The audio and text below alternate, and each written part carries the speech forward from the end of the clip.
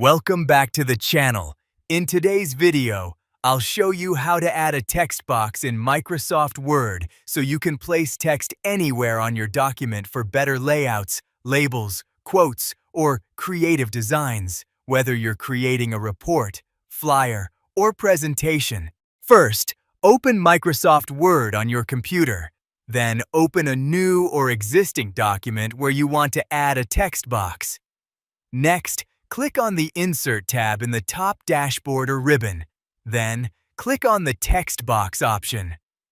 A list of built-in text box styles will appear on your screen. Choose the text box style that best matches your document design or personal preference.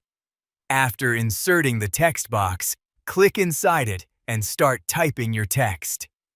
You can edit the text just like any other text in Microsoft Word.